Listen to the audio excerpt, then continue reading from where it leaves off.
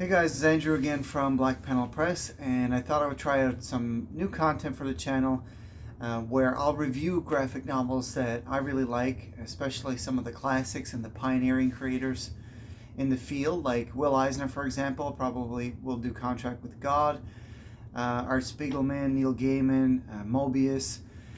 So I'll probably start there, and let me know what you guys think in the comments, if this is the type of content that's interesting to you. If you find some value from it, it'd be great to hear from you. So today I'm going to start off with this book called Mort, Cinder.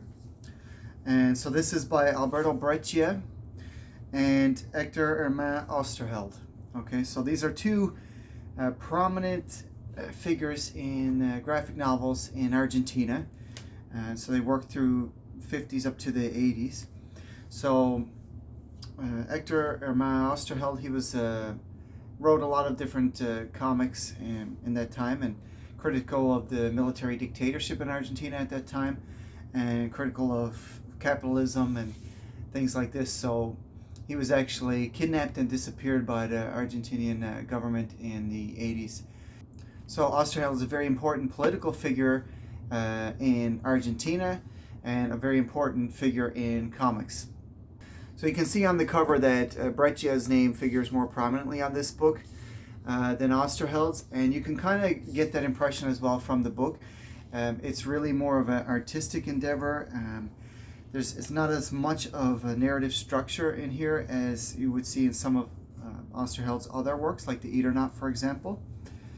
But it's a very beautiful book. So Breccia is a very talented inker and penciler.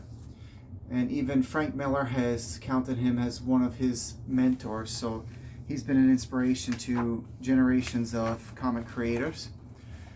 I'd love to know if you guys know of Breccia already, because it seems to me from people I talk to, very few people are familiar with Breccia's work, which is surprising because, like I said, he was such an important figure. So, this book is called Mort, Cinder. So the title character is Mort, Cinder.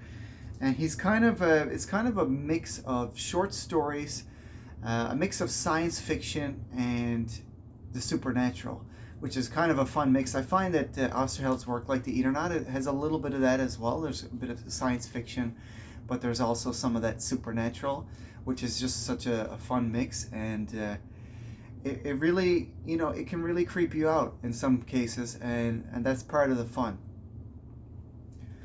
So, we kind of go through a series of, we start off with an antique dealer named Ezra. So he owns an antique shop. He's very well versed in some of the ancient artifacts and the history of them and that sort of thing. And so eventually, through the first couple stories, he comes to meet Mort, Cinder. So Mort, Cinder is someone that in the beginning of the story, he seems to be some sort of an immortal. We don't know exactly what. I don't want to give away too much in here, but we come to his grave, and he rises up from his grave, and there's forces trying to bring about his destruction. So that's very interesting. We don't really know if he's a force for good or a force for evil in the beginning of the book. Again, that's really fun. So there are two great characters. Like, I think by the end of the book you'll come to appreciate them. I don't personally feel like there's a lot of character development, so in some ways it might not meet the classification of a character-driven story that I tend to be attracted by, but they're still, they're well fleshed out characters, and you kind of get a feeling for their personalities and how they play out in different events of the story. So what's interesting about Mort, Cinder as a character is that even though he's immortal, he goes through history at many different periods throughout history, from being a slave during the building of the pyramids in ancient Egypt, to being a soldier in the Roman army, and then right up until modern times he's working with Ezra in the antique shop. He's kind of an average guy. He's a strong built guy. He's very courageous, and he is faced with a lot of adversity throughout different periods of his life. And even though he's immortal, well, we kind of get to see all of the struggles and adversity that he's had throughout his whole life and really all of human history. And in that way, it kind of shows us the human condition a little bit. So it's a nice juxtaposition of a character who's immortal, but he's not immune to human suffering that we all face. Okay, what really shines in this book is Breccia's artwork. It's really beautiful, highly detailed, inked by hand, just loads of contrast and emotion in his work. I think you get to see one of the masters at work here.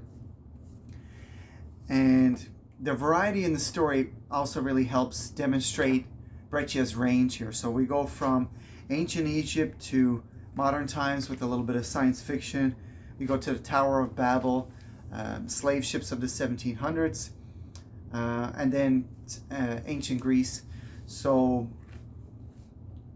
in general, I think this is it's an exciting work. I think you'll get to see one of the masters of the graphic novel form at work here, and I hope you enjoy it. And so I have put a link to purchase the book in the description, and we do get a little bit of affiliate commission that helps support the channel.